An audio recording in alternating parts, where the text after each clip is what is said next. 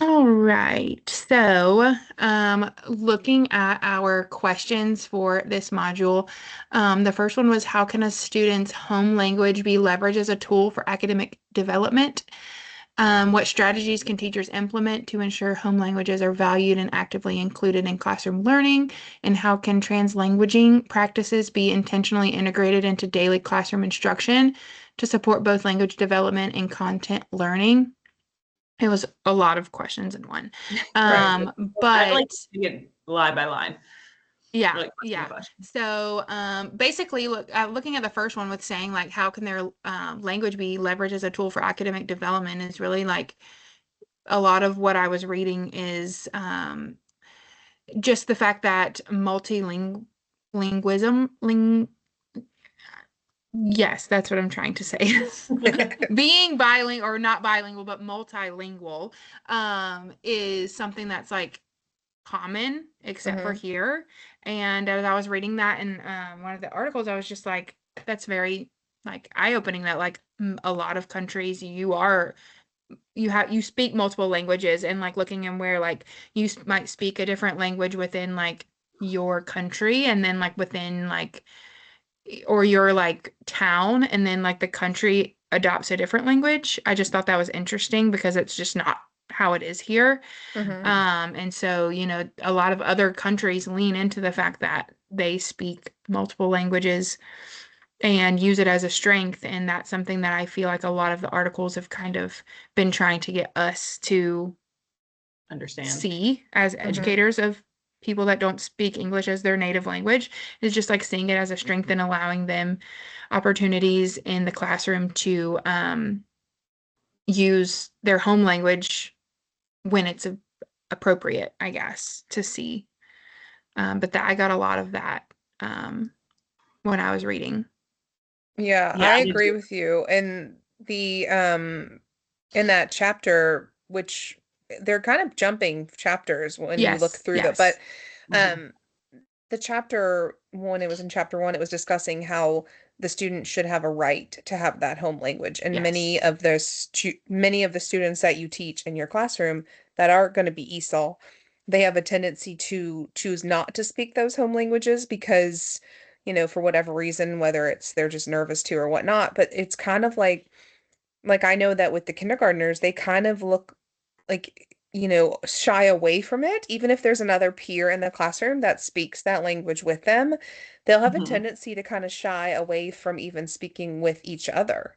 I don't know if you've noticed that, Alyssa, but they're just really, you know, I don't know. It's almost like they're timid of sharing that. Mhm. Like, and if there's one that maybe has like less English, like I have one that's pretty severe ESOL with Spanish, like doesn't speak much English at all, but then I'll try to use one of the kids that does and just say, "Hey, can you translate this for them?" And they're kind of like, I'm like, "I know you speak like Spanish pretty well. Like, Yeah. can you Yeah, they act like they don't know it. Like when they get in right. school, it's like that turns off. Or like even same thing. Like I have one little girl who like her English is a little bit better than a little boy's, and so I'll be like, "Can you tell him, Mm-hmm. what we're doing or something?" And she just looks at me and like laughs, or she does it so quietly when she's normally very loud, Right. like they're like embarrassed or something, like they don't want to do it, or they think they're going to get in trouble, or I don't know if it's maybe parents saying at home you speak Mm-hmm. Spanish or whatever that language is, and at school you speak English, and if that's just kind of how the parents feel too, because that's kind of the stigmatism around, oh, Mm-hmm. you're going to an American school, so you need to learn English. And I think we're trying to get away from that, but Yeah. it's hard when most teachers only speak English. Right. Yeah. Well, I do feel like also, when it was talking about who was it, Vygotsky Mm-hmm. was talking I about have the that written socially down. constructed school settings for having like those school organized events. We do have an international night at our school, and I do feel like that is one way specifically. I have heard parents that will, and it's usually early on. I think it's probably like October time frame, but it's nice because the parents that are new to the school that are maybe unsure of who within the school is also going to be ESOL for that specific language, it's a nice way for them to come together and to learn who each other are and to build those relationships. Because I don't know if you're like, I know that Alyssa, you have more ESOL in your school than Kayla does. And then I think I was like the second to have the most. But there's so many classrooms. Like we have 2 of the 5 kindergarten classrooms that serve ESOL. And so where there might be like 2 Spanish speaking in one, there can be like a singled out one in the other who just don't mix to know that that other family exists. Mhm. We actually have International Night. I want to say ours is in February, Mhm. coming up. It's usually in this early spring.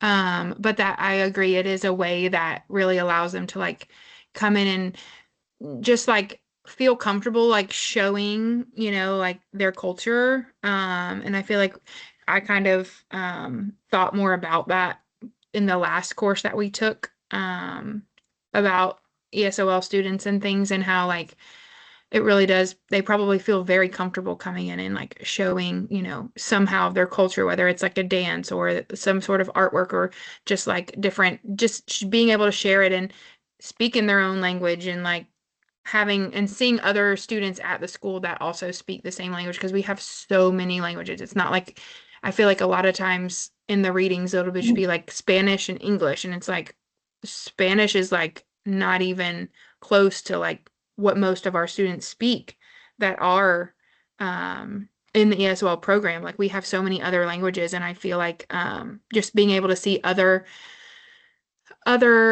students that also speak it is helpful for them, and other families, and connection. And then they also like probably feel a sense of pride to be able to like show us and show the teachers, like, Mhm. because if my principal will let me, I think want to go this year just to be able to see, you know, Yeah. what, Mhm. they always have it. And I don't ever really have a lot of ESOL students in my classroom, and I don't have as many this year either, but I do know that there are students that I either have or have had that will do something. And so I'm hoping that I'll be able to go up there for that. Yeah, for sure. Yeah, we don't actually, like, surprisingly, just hearing y'all talk, I'm like, we really don't have that. Not to throw our school under the bus, but I was just thinking like that would probably be something that is needed, or and our ESOL teacher, she's fabulous. And I mean, outside her classroom wall, like she kind of has like one of like the longest walls, and she's on our first grade hallway. Like she has every flag represented, and with like the students, so kids can walk by and be like, oh, that's where they're from. And we have so many too, just like kind of what you were saying, like not just Spanish speaking kiddos. Mhm. But I don't think we have like a single, like a night or event. Granted, I think ever since COVID, our school I really has just like that parent involvement aspect. And to our school's defense, a lot of times we will have these nights and like we have 2 people show up. Yeah. Um, but I think that would be something we need to just like start bringing back, because it I would just don't be think that our ESOL teacher is the one. I want to say that's our PTA that like kind of backs okay. it. It's like we don't even have school dances, so Yeah. Yeah, or interesting. just night outs. Just a But different way that people kind of do things. But I will say, I do think that it is a good way for the kids to kind of show their, um, like just cultures, and be able to show you, and they get so excited, even if you were their teacher before, like when they're in older grades, they can come back and like show you. I just think that they get excited about that kind of I thing. Agreed. think it'd be like a good way to get them like kind of what you were saying, but more comfortable with like their culture and their language and stuff. Because I know, just going back to that question in the that unlocking the research of English learners article, it mentioned too, with, I mean, I feel like it was an overarching theme a lot in like on all the articles, but it just talked about how important using the home language is for our EL students, and just how it really helps. I think that would kind of bridge the gap too of them being nervous or shying away from, speaking their native language at home, because we Yeah, Yeah. know it I can help agree. them in the long run. I Yeah. agree. One thing that I know that there were some things in this first question that talked about like strategies that teachers can implement. And then there was another question. how can these supports be adapted, and then examples of like strategies that you can use in the classroom. And like there was I forgot the name of the article, but it literally just like started listing like so many things that you can do with them. And like I was started to reflect on like my own, like I don't I haven't ever had like the true ESOL cluster where they where I have students who don't speak much English. Mm-hmm. But I do have some where they've either tested out and they're in the 2 year window of being monitored, or they tested out prior and are just monitored anyways. But regardless, I think that vocabulary and figurative language, just to name a few, are two things that can be difficult for them, even if they've tested out, because it's just different. And the English language is so different. And I was just looking at things like different multimedias in your lessons. And I'm like, yes, I do show a lot of videos, and I'll show videos for like openings and closings and things that go along with the lesson. But even it said just like interactive websites. There's so many interactive websites that like they could use and just like explore on their own type things. Incorporating different the talking about all the listening skills. I believe that's a question that we'll get to as well, and just like the act of like listening to you and listening to their classmates and being able to share with partners um, is something that I give them a partner, like a sharing partner every quarter. And then I change their sharing partners so that they can get comfortable with them. And I want them to not have somebody new all the time, but I want them to have more than just one for the year. But giving more opportunity, I definitely think I need to give more opportunities for them to share with each other and talk with each other, because I feel like they are going to be more comfortable with each other than they will be with me a lot of times. Teachers, I guess, just being their teacher is kind of intimidating to some of them. Whereas if they can just talk with their peers, I feel like they feel a lot less pressure. Mm-hmm. Yeah, But did you that, see that thing called PALS? yeah. That peer assisted learning strategy? Hmm. I thought that kind of feeds into what you were talking about, but that was something new that I hadn't really ever I thought about, even if you pair up, I mean, you could essentially either have your students help younger grades, or you could pair with some fifth graders, Yeah. where you could really do both levels of that, where your kids got to be those peer support and receive the peer support, where, with the littler ones, it's definitely more of the receiving, I feel like, than they would be Right. able to support. Um, but that next section, I think, what is it, module 3, talks a lot, I think, about like how to implement the talk stuff into your classroom. And I think that the huge part of that I took away from this was the building on their background knowledge, which was something that we had been talking about like way before now. And using still those mentor text and all of that within that to build that background knowledge. And I think when you were saying that, I was thinking about that and thinking, there's things that you point out so simplistic in books that you read, but like these kids don't even probably know what they are. So using like mentor text to really help identify those vocabulary words, or those words that they might not know that you can associate with that picture, Yeah. for the little ones. Um, but I loved that idea of that peer and having like those talking time with that peer assisted, even if it was like tutoring from older kids. Yes, I think that what you were just saying about the like the mentor text and pointing things out, I honestly, as silly as this connection is, but like made the connection of telling my daughter different things because she's 2, and like yes, obviously she speaks English, but she doesn't understand a lot. And so I find myself, I was the other day, I found myself like telling her like go get this out of the basket. And she would like turn around and look, and then she would look back at me, and I was like, the basket right there. And I knew I needed to get up and physically show her the basket for her to understand that that's what that was and make that connection of like the visual of what the basket was. And it's almost like things that you have to break it down and make it so simplistic in books and in real life and with visuals and images. And it's that really will help make the connection for them to understand what you're talking about. But you almost have to slow down because it's not natural for us because we just do it. Right. There was, I think I wrote this down for question 2 from in my notes, but there was one of the YouTube videos, which if I scroll, I can find it. Foundations of Effective Literacy Practices. He gave the example kind of what you're just saying, Kayla, about your daughter, about like when we're using visual aids, that the student has to actually know what that visual aid even is. So he said a lot of teachers, like for Laura and I, especially for kindergarten, when you're doing like letters like S, like in snake, they have to know what a snake is. He called it mnemonics or something like Yes, yes.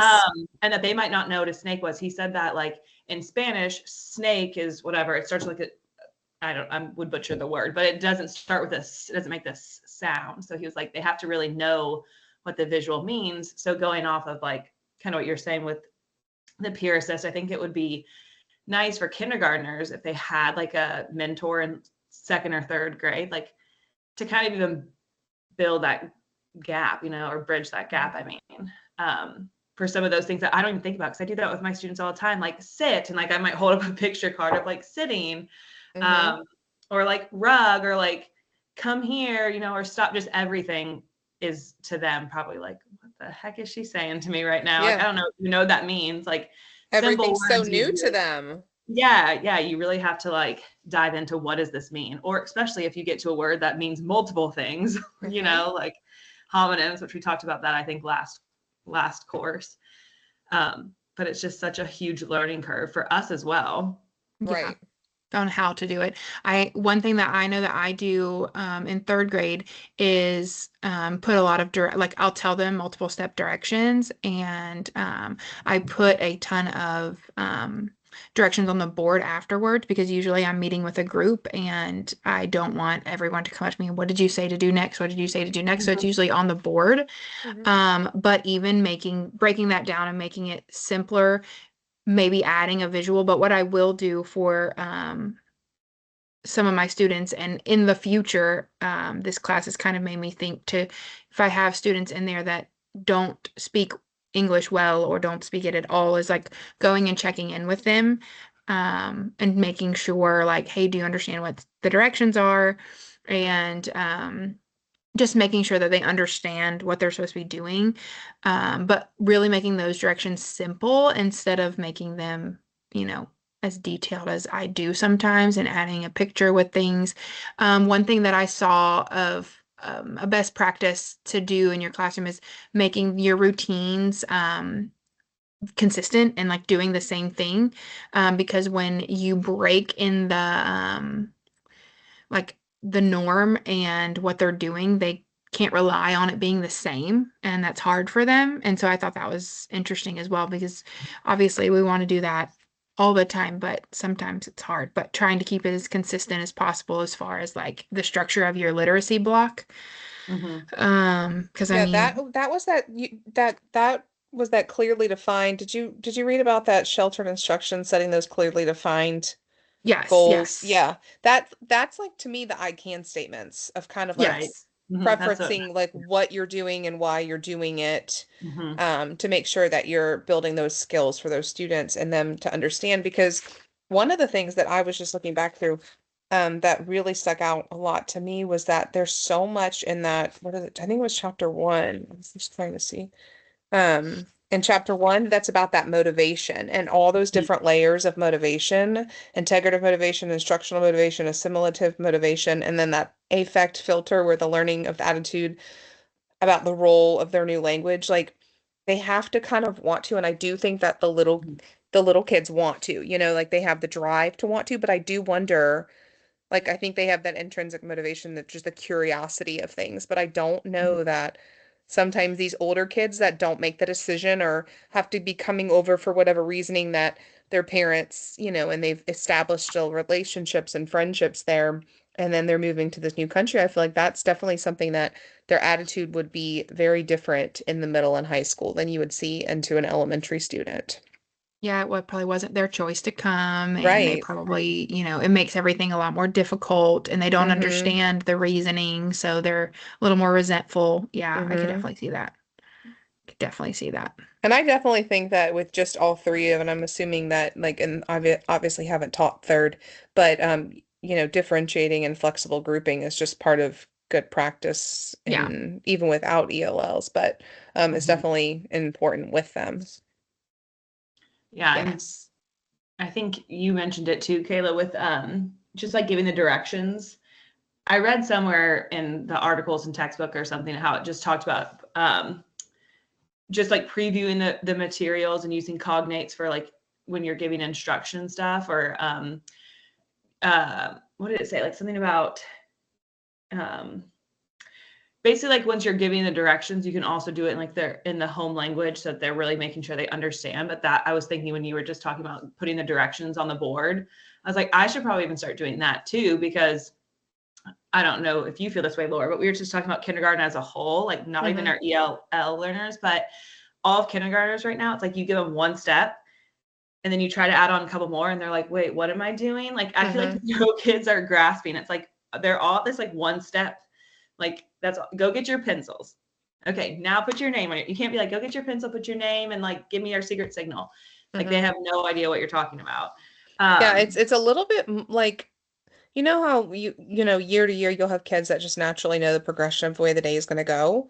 Mhm, There's a Hmm. lot that don't. They Hmm. just do, right. they kind of like deer in headlights. Like I'm like, well, after we do phonics, we do our language arts. That's been Or the like, same thing for 100 days of Our schedule school. hasn't or like changed. it's Yep. February and they say, "What time is lunch?" And I'm just Yeah. like, Yeah, same time Yeah. every day. same time as every day. That's what I tell them. Yep. Yeah, I know, but it just made me start thinking. I was like, they mentioned how like preview material, doing brief explanations, all that is good for ELLs. But then I started thinking, like, I think it's good for all kids in general. Like, it's just Yeah. a importance for all. So, What did you guys think about that immersion video where the principal told that teacher she could not translate that test for that oh my gosh, student? Oh my okay, gosh. that was like, I think that was the first. I That was like the opened first up thing all I the classes. watched. Yeah, Yes. that was Me the first thing I too. watched. And that really, I mean, it really did get me because I was like, oh my gosh, it just like tugged at my heartstrings because I just kept thinking, I was like, oh, this is how they feel every day. I Right. don't know. It just But I started don't making think me I think, don't think there's people translating. I guess no. I think that there's a way. I could be wrong, but I think if there's a common formative assessment that CTLS, it's on CTLS, that there's a way for the students to click a different language. I could be wrong about this, but I know that the parents are receiving our notes from CTLS and they are Yeah. translated. Like I know she's Mhm. receiving it in Spanish. So I was wondering if they made it where there's a way that these kids are getting their information from the teachers translated. I know that For the and older grades, you mean? I'm trying to remember which test it was, but there was a test training that I was in. Well, the Amira has a Spanish version. I Mhm. don't know what other But versions, but I I feel like do that's know like it has Spanish. I think that's like the only version, and that's like part of it. I'm like, Hmm. most of our And ELs aren't Spanish speaking. Like, Is there any translation for the kids when they take the milestones, or is it just English? no, it's just English, Wow. which yeah, is and I wild. think 'cause I Wow. asked, almost assigned the first time we gave the Amira, I just assigned it by mistake. I just thought, I was like, oh, well, it has the option for it to be read in Spanish. I think it's like both. I think on the Amira, it will say in English first and then in Spanish. Yeah, they And have they to told do me, both. yeah. And I think they said to turn it off. Well, not I think, Well, I know. that's what they said something with me in the first time, and then they just took it again last week, and they made them do it in English and Spanish, but they had to do the English version first. Okay. Maybe it was Which just I like their thought, first. I mean, if you know they can't do the English, why are you making them even do it? That's just Right. like Right. waste of their time and frustration. Such a waste of the time. But yeah, that when that little boy, I don't know, everything just made so much more sense. Like when he was getting distracted and seeing like little pictures or the words Hmm. started mumbling together, I just kept thinking, I was like, When he didn't like blocks, when his in his mental image, like when words have multiple meanings, when he was they were talking about traveling however many blocks, and he envisioned the little boy carrying blocks, and he Hmm. asked his. But that's another thing, is like that's why peer conversations are so important, because he was asking that little girl who she was more developed in her English, but she was helping him. I'm like, that's why language with your peers is so important, because that right there is such a powerful relationship. And Right. that could be even more powerful if there were more opportunities for that too. 100% Right. agree. And Yeah. granted, like I think that was an extreme. I don't think any of us are being like, I'm sorry, I can't tell you, like if well, I mean, granted, I guess you can't like on milestones, important tests, but like in the actual classroom, I do. It like I'm does make you always, wonder though what the county's rules are like, what is the level at which they are like, this is a hard no. I need to ask our ESOL teacher when I go back, because again, I haven't had students that have gone to test with her, but I know that she pulls small group students to take the milestones, and then Mhm. Iowa COGAT and all of that as well.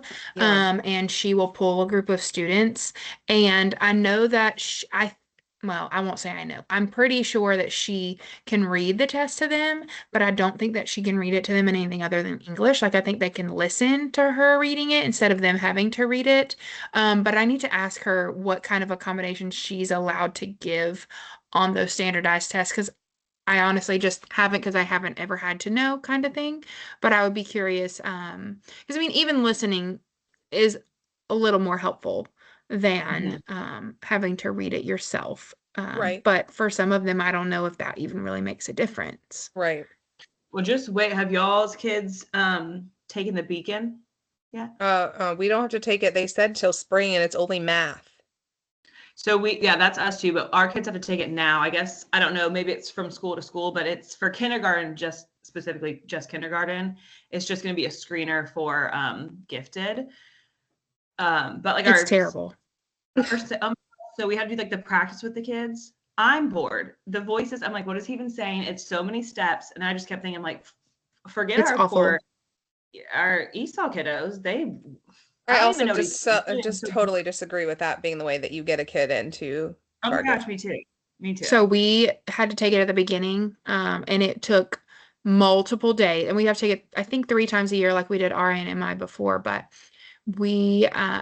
I think that it's gotten better. They said that because we hadn't taken it before and it was the first time, they were trying to get a baseline or something that they could go off for next time. But it literally took multiple days to do the ELA and multiple days to do the math. And it was like Wow. a week of wasted instruction in both of them, because it took some of them so long to just get through it, because it was like, I Well, mean, just so many. It was like 50 or 60 ELA questions where they had to read passages, and I'm like, this is insane. This is usually August we that didn't we have had to to do do this. CLA, but I'm just thinking even the math alone, like you have to truly understand what the question is saying before you can demonstrate what it's wanting you to do. And Lord, just good luck for your kindergartners, because it'll be like, move the directions are so confusing. They have to like drag it. Like our assistant principal, she was like, I don't even know. She's like, I think I did that correctly. Like, so our poor ESOL babies too, they're just gonna sit there. And Yeah. if you don't like do the correct steps, it won't let you move on.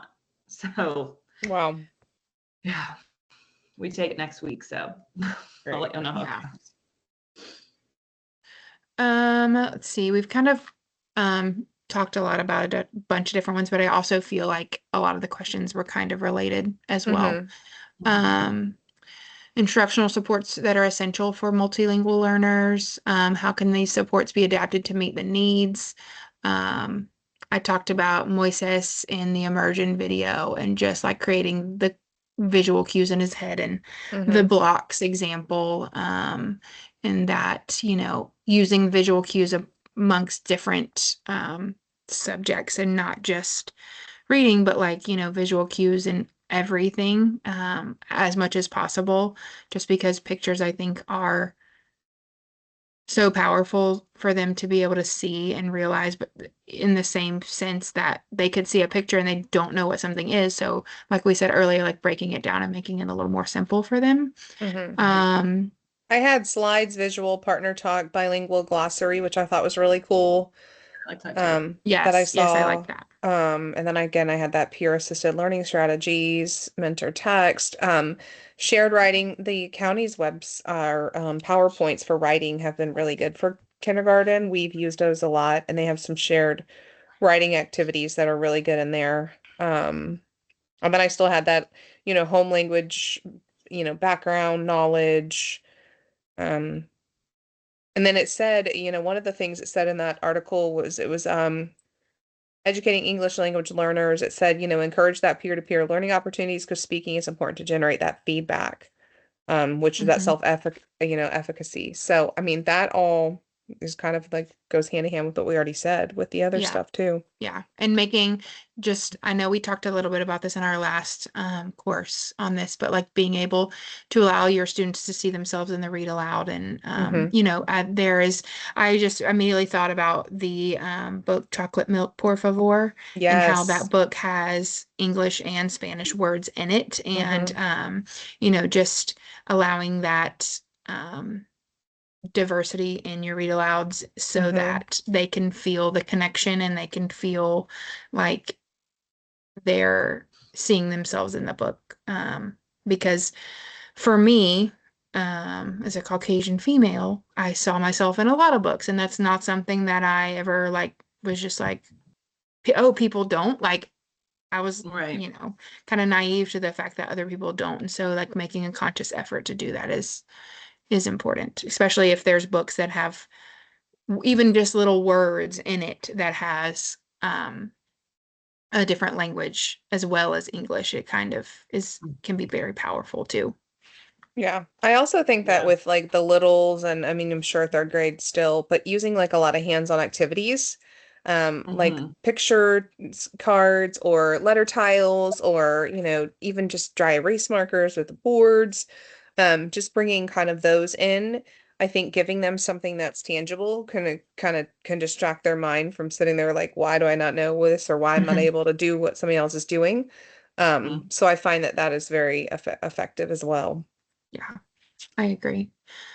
One of the questions was, how does listening comprehension function as the foundation for other language skills, such as speaking, reading, writing, and providing examples that can help illustrate the connection? And I wrote down from the article, Effective Literacy Practices for ELs by Goldenberg, talking about that, like the language is connected and everything's connected in your brain. And he gave an example that we learned about the very beginning of the letters program about all of the parts of your brain that are so connected with your listening and reading and writing and speaking. Everything is just like connected. So it's like, why wouldn't you, rely on your listening? I feel like it's the same thing when I was in high school learning Spanish. Even to this day, like I took it for a couple of years in high school, but never continued. But like I can pick up on different words that people are saying, but speaking it is a whole nother ballgame. Whereas like,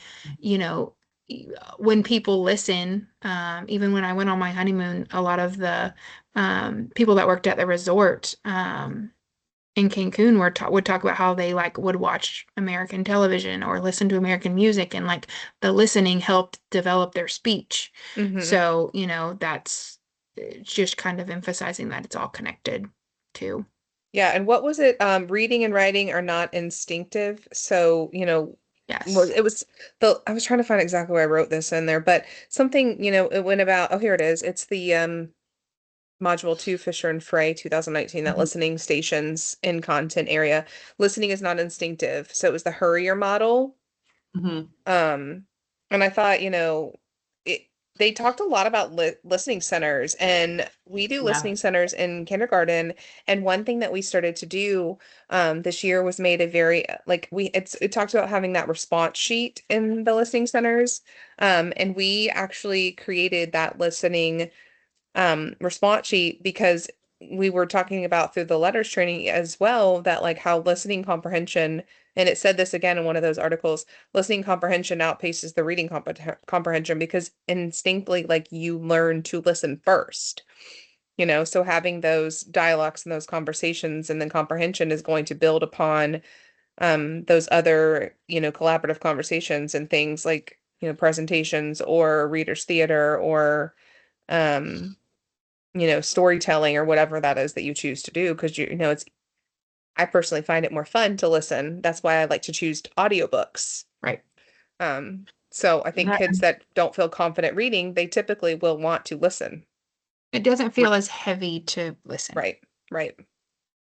And I'm trying to find in my notes that article stood out to me too. And they gave a good app that I wrote down in my notes somewhere that I was like, "Ooh, I'm going to use that for storytelling." And I I thought would about that love too. to know what that is too. No, hold on, I will find it. I'm like, it's in here somewhere. Um, and it made me think of my EL students, because when they're like, if we're doing a read aloud and then they go, and we typically have them go and then write about it, like making that connection. Mhm. It allows them to like, oh my gosh, what am I trying to say? There's like multiple pictures, so they can use pictures to match their writing. And I was like, oh my gosh, that's what we're doing. But then it adds that tech piece. Hold on, I will find it. And two, like something that you might do with your struggling writers, non-EL students, that you would also do for your EL students, is that the dictating what they're writing. If they can't get their thoughts organized and down, Mhm. they're telling you what they want their story to be about, and you dictate it for them, because writing is such a complex thing. You have to be able to read it, then you have to be able to translate it in your brain and then write it. And like, that's such a complex skill that, like, if they could just tell you the story and you can dictate it, you can really see what they know, even if it was just like answering a question. But I think that like reading and writing it down is just takes so much more effort for Yeah, it was them. called the Storybird app. And Oh, it had, Storybird. storyboard app. Okay. yeah, I was like, ooh, I need to look into that. Um, yeah, because same thing. I'm like, I just feel like that it says it has illustrations and photos that they can put with their pieces of writing. I'm like, I don't know how kinder friendly it would be, but even if you could just like print off the pictures and like let them use that as like a guide. Yeah. That'd be really cute. I also pointed out, Um, I'm jumping ahead, but it said in like the listening stations and content area learning article, it said 50% of the instructional minutes devoted to content area learning need to be used for collaborative conversations with peers. Um, and just kind of going off what we were just been talking about, how important those peer conversations are. Right. I think like in school in general, we do a good job. In one of the articles, or maybe the textbook, it's all coming together. They were talking about how, when you're reading a story, we typically have time to pause and talk about like, oh, so who's ever played in snow before? Talk to a peer about a time you played in snow, whatever. And then you keep reading. But they were talking about how on like the online books, there is no pause. So like really setting up clear directions for like them to have time to like stop and reflect, Mm-hmm. which can be really hard, especially in all grades, but especially with the younger ones when they can't Right. read verbal directions. But it did kind of get me thinking, because we have a online, like one of our centers is where they go onto books, or they go into like Raz Kids and like listen to stories. And I'm like, Yeah. how many times are they actually just sitting there watching and not really comprehending what they're reading, or just kind of like doze off? But it made me start thinking about how important those, when we're reading stories together on a carpet, Yeah, I those need to be better conversations are about, really mhm. important. yes, I need to be better about like allowing time for those peer conversations and not just me talking and calling on kids, Yeah, it's like passive versus active listening skills. Mhm. Exactly. Yeah, sorry, I know I jumped ahead. But No, that you're is what fine. we thank you. Um, how can teachers intentionally develop listening comprehension skills to support both language development and literacy outcomes, and then specific instructional strategies that you could include? The article about Mr. Diaz, Hmm. when he was talking all about the things that he did, the bilingual glossary with Yep. pictures, I liked having that. them, where they draw the picture as the example. Those are little things that, like, in third grade, I don't think for them to draw a picture with things, because I'm just like, we're in third grade, kind of thing. But Hmm. like, we should still, like, they're in third grade, they're 8. Hmm.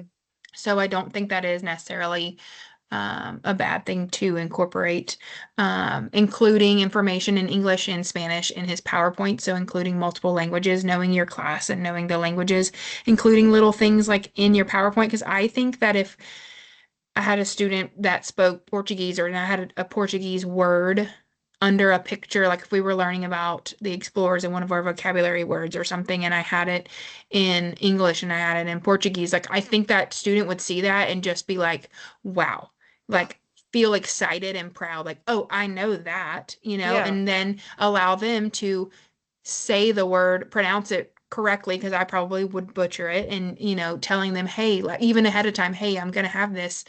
Can you share with this word? And I just feel like they would be able to have a sense of being proud, Mm-hmm. seeing that, because they like it's probably daunting seeing a PowerPoint with a lot of stuff that you don't know what it says. And so seeing something Yeah. you do know would kind of like excite them. Yeah. Yeah, that So I like article that. by Volrath, 20, the 5 strategies to improve students Yes. listening. Mhm. I liked how it broke down, like it said bundles, bullets, views, those are best understood for directions. Scales and science, best for check-ins. What is it? What do you not understand? Best for general understanding. And then like the interval clock, the best for group work. So it kind of like broke down the different ways that you could use it for what you were using it for. So like if you're specifically using it for, helping a student understand directions, then it had suggestions. Then if you're doing it for a check-in, it had suggestions. So I thought that was really cool. And another thing, when you were talking about doing pictures, I thought about how cool would it be to have like art mix with writing, right? Like the art, Mhm. they go to art and they Hmm. do a picture or something like, what is it, photo narratives, and then they come back to the room and they write about whatever the photo they created in art, because I feel like we run out of time. We don't have enough time for all that, always Right. craftiness, but if you know, pull in, even if they make something in STEM, if you guys both have STEM, like pulling in those resources to kind of take that weight off of you for that, um, would be really cool. Yeah, we used to do like a lot. We used to be an arts integrated school. I think Cog kind of got away from that. Now it's like everyone's being Mm-hmm. STEM. But I Mm-hmm. just think I'm like, oh my gosh, so much of that was really like impactful for the kids and help them remember stuff. Like I'll still have kids come back and say, remember this story or like X, Y, and Z. And it's because we related it to some kind of like moving piece, whether it was like making a what was it called? Tableau or something, like where we had like Yeah. acting out or putting it something with movement. I Mm-hmm. think one is good for those kids, but like just everyone in general helps them remember. Yeah. Because I forget, again, I keep saying, oh, I forget. It might have been in that article you were just talking about, but they said it's just like important to remember all that goes into listening and that Mm-hmm. it's a complex skill and it involves more than just hearing. It's like, Mm-hmm. yeah, they really have to understand, process, remember, which is like that Mm-hmm. big thing that half our kids don't remember.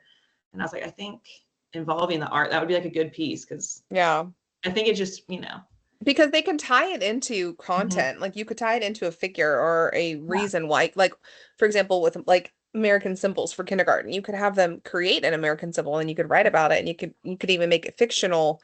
Um, but we started doing a listening gallery walk, and what that with kindergarten, and we kind of like took the share chair for writing and mhm, made it a little bit more unique. So on Fridays they pretend they're in a gallery. So we talk about like an art gallery, and we talk about, putting a showcase on, and they show their favorite work that they want to publish for the week in their mhm, writing journals, and they walk around and look at their peers, and then they have to like so there's five of the on that Friday that we pick that gets to share what their writing is, and then they're required to kind of like have the stage to share and then the others to listen, and then they can ask questions, because most of the time if you sit there and say to kindergartners, if somebody comes to visit, do you have any questions? They're gonna be like, this one time when and I'm like, that's not a question.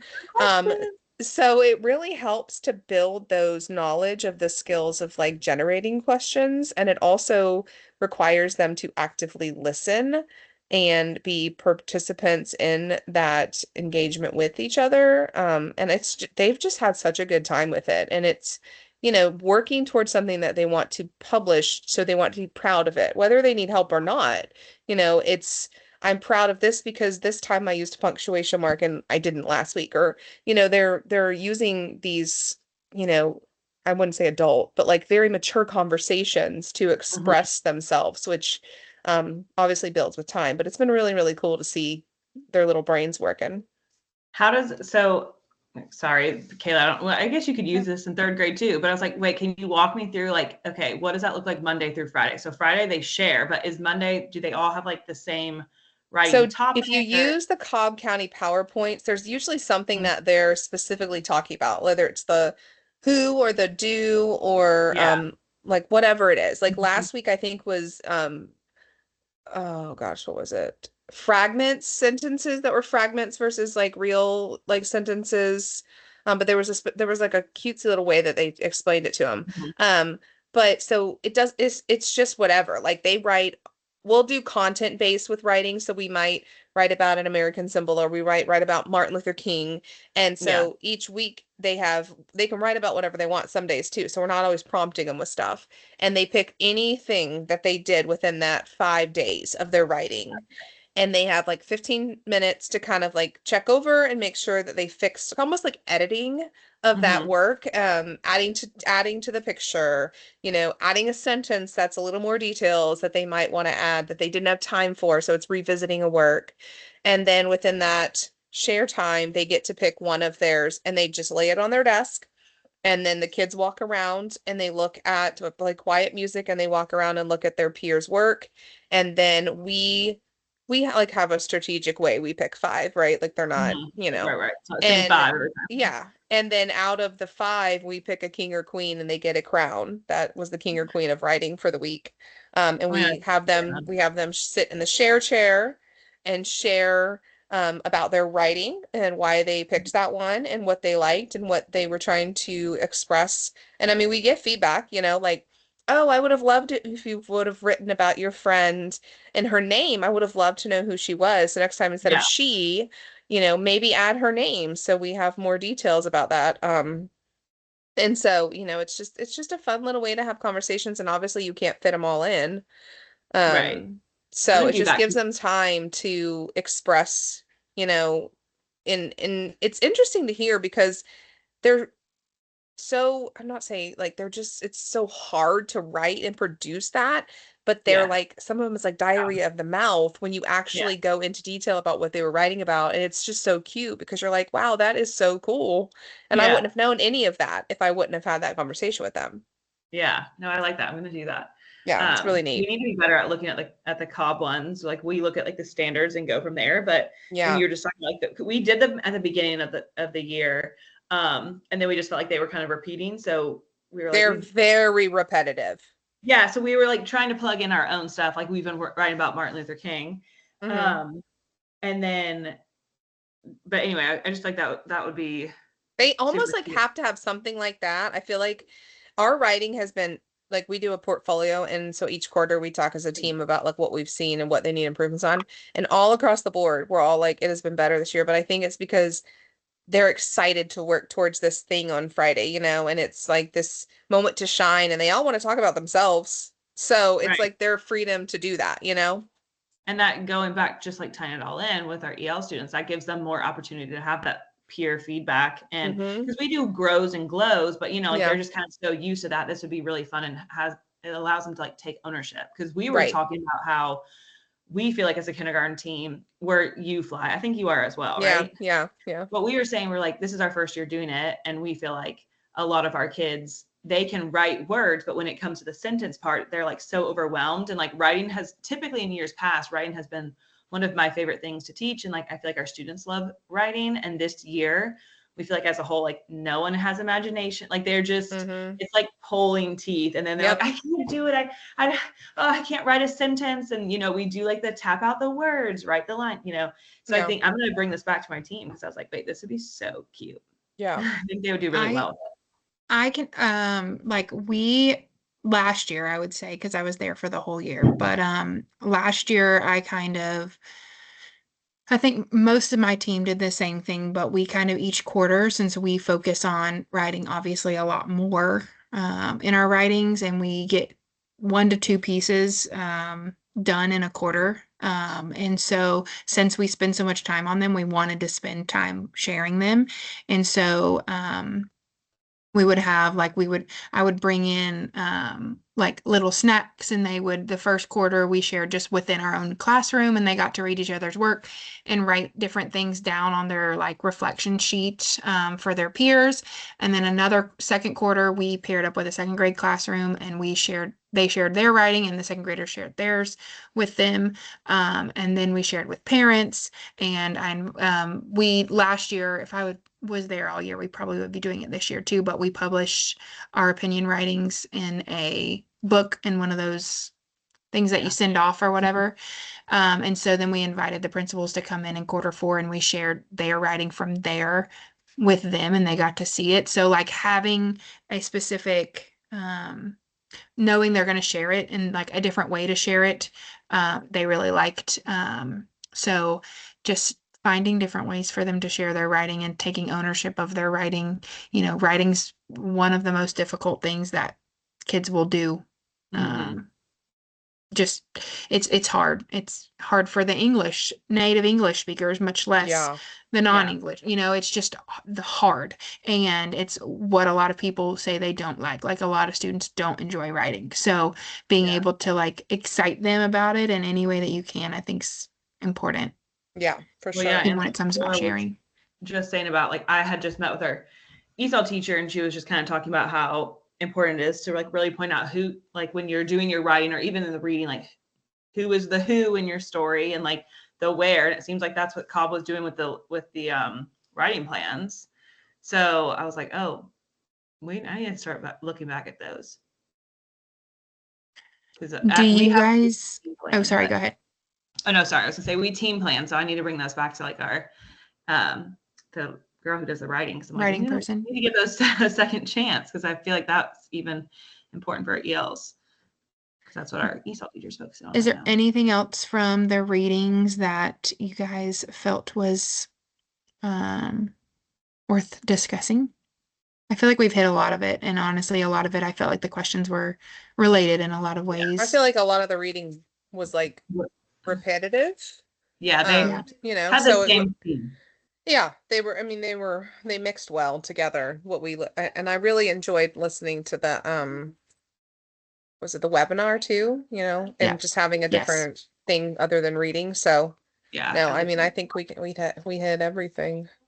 There's one thing I was just going to mention. It's in the textbook. It mentioned planning in the 5 domains that the ELLs need daily. And it said, ask yourself, is each student in the class taking part in listening, speaking, reading, writing, and communicative activities every day? And I was like, that's just something I need to start looking back at, thinking, because we've got some who, I don't know if they're doing the speaking part. Oh, I can promise you, I know 2 of mine are not. Right. That is good to just use it as a checklist too. Like, right. Because some of them will try to, not any student will try to not, kind of just blend in and not, draw attention to themselves. Yeah. Yeah. Oh, I've got plenty that I'm like, they are clearly not in active listening. Yes. I'm like, I like swear sometimes I say I feel like the Charlie Brown teacher. I'm like, what should I be up here jumping? They're like, does anyone remember what is something you can tell me about Martin Luther King, whatever? And it's like crickets. The minute I'm like, all right, we'll bring out the candy. Then it's like a million hands and everyone's got a fact to say. I'm like, what is happening with this bunch? Are we all tired today? Yeah, no, that's, yeah. All right.